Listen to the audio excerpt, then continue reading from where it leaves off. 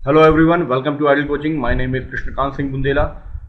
Econometrics Hindi के part 1 में आप लोगों का हार्दिक स्वागत है। इस पार्ट में हम नेचर ऑफ रेग्रेशन एनालिसिस पर डिस्कशन करने वाले हैं। रेग्रेशन का मतलब होता है किसी एक पर्टिकुलर चीज की तरफ लौटना या एक पर्टिकुलर पॉइंट की तरफ लौटना।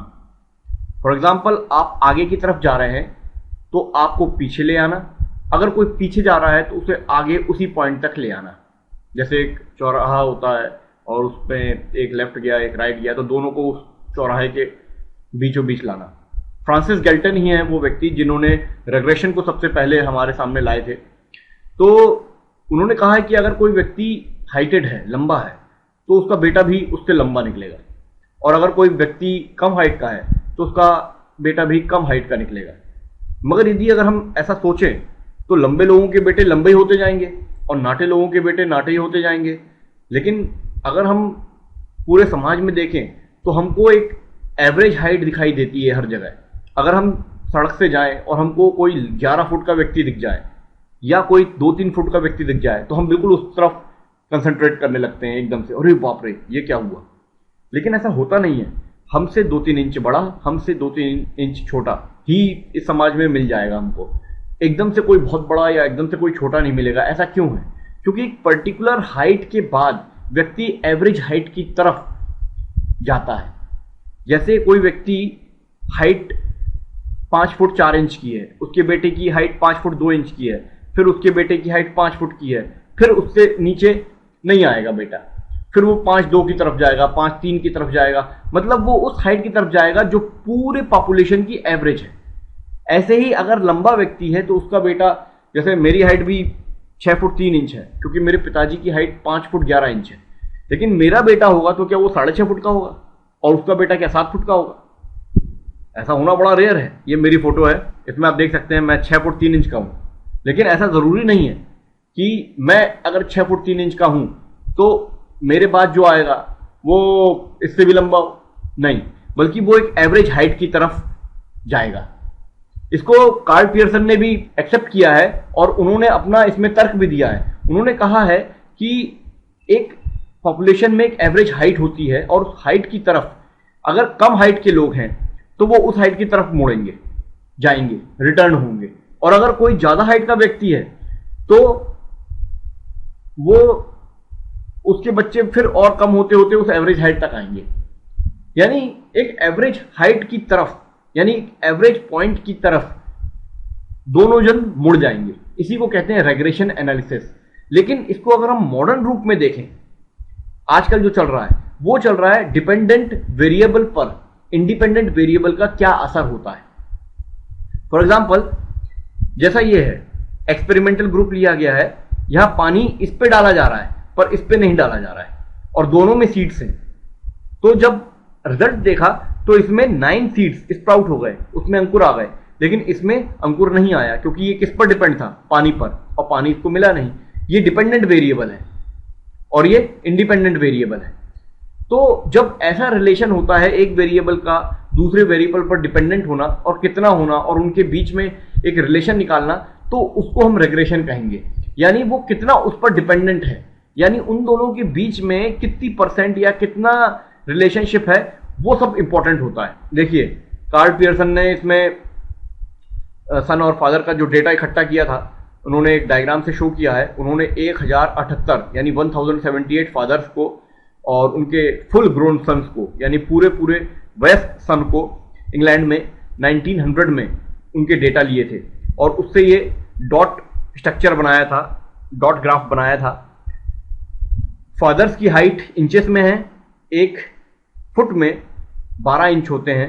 तो अगर हम 6 फुट का इंसान माने तो 72 इंच यानी 72 इंच का होगा। और इस 72 इंच पे, यहां से देखते हैं, 72 इंच पे देखिए बच्चे की हाइट जो है वो 72 से नीचे आ गई है। ये वाली अगर हम देखें इस लाइन को तो ये 72 से नीचे है, और अगर 72 से नीचे वाली को देखेंगे हम तो वो लगभग उतनी ही है, और इससे और नीचे आएंगे। ये कैसे किया गया? ये लाइन जो आई है ऊपर, देखिए इसको हम दूसरे डायग्राम समझते हैं। यहाँ पे ये 62 इंच के जो फादर थे उनकी लाइन अगर हम यहाँ से खींचें और इधर पे देखें तो इधर पे जहाँ सबसे ज़्यादा डेंसिटी है डॉट्स की वो यहाँ कहीं है, तो वहाँ पर एक पॉइंट आ जाएगा। यानी कि हम इनको नहीं लेंगे, ये जो अलग अलग हैं, जैसे मान लीजिए 62 के ऊपर जाइए तो ये जो डॉट्स दिख रही हैं आपको 1 2 1 2, इसको नहीं लेंगे। जहाँ पर ज़्यादा डॉट्स हैं वहाँ पर हम एक क्रॉस लगाएंगे और देखेंगे कि बच्चे की हाइट कितनी है। यहाँ पर इधर पे देखेंगे तो 62 पर लगभग 65 से भी ज़्यादा हाइट है। और अगर हम और अंदर जाएं 64 तो भी उतनी आ रही है, 66 के आगे 67 तक आ रही है। अगर हम 66 पे जाएं तो देखिए यहाँ डेंसिटी जहाँ जहाँ घनत्व ज़्यादा है उन सारे पॉइंट्स को हम ले लेंगे। ये देखिए डेंसिटी लेकर हम वहाँ क्रॉस लगा देंगे और उससे जो लाइन खिंचेगी उसको हम बोलते हैं रेग्रेशन लाइन। रेग्रेशन लाइन उन सारे एवरेज पॉइंट्स को जोड़ती है और वो एवरेज पॉइंट्स वो हैं जो सबसे ज़्यादा पॉपुलेशन में हमको मिले हैं। कि अगर हम देखें 68 इंच का अगर फादर है तो उनके बच्चों की हाइट यहाँ से 68 होगी। इसका मतलब यह है कि 68 एवरेज हाइट कहलाई। इससे ज़्यादा अगर हम जाते हैं 70 पे तो 70 वाले की हाइट 70 से थोड़ी कम है, और अगर 72 पे जाते हैं तो 72 वाले की तो 70 तक है। तो इस तरीके से उन्होंने बताया है कि चीज़ें एक पर्टिकुलर एवरेज की तरफ टर्न होती है, उसको हम रेग्रेशन बोलते हैं। इसका एग्जांपल हम लेते हैं इनकम और एक्सपेंडिचर से। अब किसी की इनकम अगर 20,000 है तो यहां से अगर हम लाइन खींचें और इधर देखें तो एक्सपेंडिचर कितना हो रहा है, करीब 8,000 हो रहा है या 9,000 हो रहा है। तो बचा कितना रहा है, 11,000 बचा रहा है। अगर उसकी इनकम 40,000 हो गई है तो वो कितना खर्च कर रहा है, करीब 18,000। यहाँ भी वो 12,000 बचा रहा है। अगर उसकी 60,000 हो रही है तो खर्च कितना कर रहा है वो, 24,000, यानी यहां भी बचा रहा है। उसकी सैलरी बढ़ती जा रही है लेकिन वो एक्सपेंडिचर कम ही कर रहा है, क्योंकि प्रोपेंसिटी टू कंज्यूम आपको मैं बता चुका हूं पहले क्या होता है। इसकी वजह से वो कम खर्च करता है और ज्यादा सेव करता है। तो हम इस रेग्रेशन लाइन से प्रोपेंसिटी टू कंज्यूम निकाल सकते हैं। सेम तरीके से अगर हम देखें प्राइजेस और डिमांड, अगर प्राइजेस ये हैं और डिमांड ये है तो इनके बीच के रिलेशन से हम पता लगा सकते हैं किस प्राइस पर कितनी डिमांड है। तो इससे हम प्राइस इलास्टिसिटी समझ सकते हैं कि हमारे प्रोडक्ट की प्राइस इलास्टिसिटी क्या है। अगर आप मैन्युफैक्चरर हैं, आप कंपनी चलाते हैं और आपके बहुत सारे प्रोडक्ट्स हैं और उनके कुछ प्राइसेस हैं, तो उनके किस प्राइस पर कितने प्रोडक्ट बिक रहे हैं, इससे आपको ये पता लग जाएगा कि आपके प्रोडक्ट की प्राइस इलास्टिसिटी क्या है रेग्रेशन लाइन से। एक और एग्जांपल लेते हैं, इसको फ्लिप कर्व भी कहते हैं। इस पर मैं एक वीडियो बनाने वाला हूं। अनएम्प्लॉयमेंट रेट परसेंटेज पे इस लाइन में है और इस लाइन पे rate of change of money wages, यानी मनी वेज जब बढ़ेगा इतना ज्यादा है तो देखिए यहां पर तो एम्प्लॉयमेंट किसी का है ही नहीं। इससे अगर हम नीचे आते हैं, अब बड़े वेज कौन देगा, तो एम्प्लॉयमेंट कोई नहीं देगा उसको। अगर वेज थोड़ा कम हो गया लोगों का, अगर यहां से थोड़ा कम हो गया तो देखिए इतने लोग आ गए वेज लेने वाले, एम्प्लॉयमेंट मिल गया। उससे भी नीचे आ गए तो इतने लोगों को एम्प्लॉयमेंट मिला, उससे भी नीचे तो इतने लोगों को एम्प्लॉयमेंट मिला, उससे भी नीचे तो देखिए एम्प्लॉयमेंट कम होते जा रहा है। अगर वेज बहुत कम कर देंगे तो फिर कोई काम ही नहीं करेगा, अपना बिजनेस करने लगेगा। तो इस तरीके से ये लाइन रेग्रेशन लाइन है, ये भी अपन निकाल सकते हैं। यानी रेग्रेशन का इकोनॉमिक्स में कितना इस्तेमाल हो सकता है। अब जैसे ये है के अपने को पता था क्या होता है, के होल्डिंग। फिशर अप्रोच में हमने बताया था कि के होता है होल्डिंग कैपेसिटी, व्यक्ति कितना पैसा होल्ड कर सकता है। और यह है इन्फ्लेशन रेट, यानी यह महंगाई जब बढ़ती जाएगी यहां पर तो व्यक्ति की होल्डिंग घटती जाएगी और ये रेग्रेशन लाइन बन जाएगा। इसके चारों तरफ वो पॉइंट्स आ जाएंगे रेग्रेशन वाले। इन्फ्लेशन जैसे जैसे बढ़ता जाएगा, महंगाई बढ़ती आएगी, लोग कम पैसा होल्ड करने लगेंगे क्योंकि उनके पास बचेगा ही नहीं पैसा, महंगाई इतनी बढ़ती आ रही है। रेग्रेशन वास्तव में एक तरीके से स्टैटिस्टिकल डेटा है, ना कि डिटर्मिनिस्टिक या फंक्शनल। क्योंकि स्टैटिस्टिकल का मतलब होता है प्रिडिक्ट करना, अंदाजा लगाना। रैंडमली वेरिएबल्स लिए जाते हैं, रैंडमली सैंपल साइज लिया जाता है और उनके बीच से हम कोई ऐसी चीज निकालते हैं जो हमारा एक तरीके का सर्वे से निकला हुआ एक रिजल्ट होता है। लेकिन डिटर्मिनिस्टिक या फंक्शनल वो होता है जो ऑलरेडी कंप्लीटली डिफाइंड है, जैसे न्यूटन्स का second law, third law, every action has equal and opposite reaction. जैसे बॉयल्स लॉ, जैसे ओम्स लॉ, ये वो चीजें हैं जो परफेक्ट हैं, जो डिफाइंड है ऑलरेडी। तो इस पर हम स्टडी नहीं करेंगे। हमारा रेग्रेशन जो है वो स्टैटिस्टिकल डेटा पर निर्भर करेगा, ना कि वो उन चीजों पर जो ऑलरेडी प्रूव्ड है, क्योंकि वो सारी चीजें तो हमको स्टडी करनी ही नहीं है जो प्रूव्ड है। हम तो स्टैटिस्टिकल पर विश्वास करेंगे, क्योंकि उससे हम डेटा लेंगे और फिर उस पर हम खुद रिजल्ट निकालेंगे। ये तो ऑलरेडी डिटर्मिनिस्टिक है, रिजल्ट निकाले जा चुके हैं। अब डेटा के टाइप्स क्या होते हैं, कितने प्रकार के डेटा होते हैं, ये भी हमको पता होना चाहिए। जैसे एक होता है टाइम सीरीज डेटा, एक होता है क्रॉस सेक्शनल डेटा, एक होता है pooled data. Time series data क्या होता है? जब कोई डेली बेसिस पर, वीकली बेसिस पर, मंथली बेसिस पर, क्वार्टरली, एनुअली, क्विनक्वेंशियली, डेसिनियली, बोथ, यानी क्वार्टरली और एनुअली बोथ, इस बेसिस पर डेटा इकट्ठा करें अगर, तो उसको हम बोलते हैं टाइम सीरीज डेटा। जैसे डेली बेसिस पर कौन कौन से डेटा मिल सकते हैं? स्टॉक प्राइसेस के, वेदर रिपोर्ट्स के, वीकली पर मनी सप्लाई के, मंथली बेसिस पर अनएम्प्लॉयमेंट रेट लिया जाता है, क्वार्टरली जीडीपी नापी जाती है, एनुअली बजट्स आते हैं, क्विनक्वेंशियली ये असल में 5 साल कहलाता है क्विनक्वेंशियली। तो सेंसस जो मैन्युफैक्चरर्स के होते हैं, ये जो बिजनेसमैन के सेंसस किया जाता है, गवर्नमेंट ही करती है। जब बिजनेस मैनों का या बिजनेस का सेंसस होता है तो उसे 5 साल में किया जाता है, लेकिन जब पॉपुलेशन का सेंसस होता है तो वो 10 साल के अंदर होता है। इसको डेसिनियली बोलते हैं। और जीडीपी ऐसी चीज है जिसको क्वार्टरली भी किया जाता है और एनुअली भी किया जाता है। तो ये टाइम सीरीज डेटा कहलाता है। क्रॉस सेक्शन डेटा क्या होता है? क्रॉस सेक्शन का मतलब ये होता है एक पर्टिकुलर साल में, जैसे 2000 में income, employment, sex ratio, education, इनमें क्या रिलेशन है।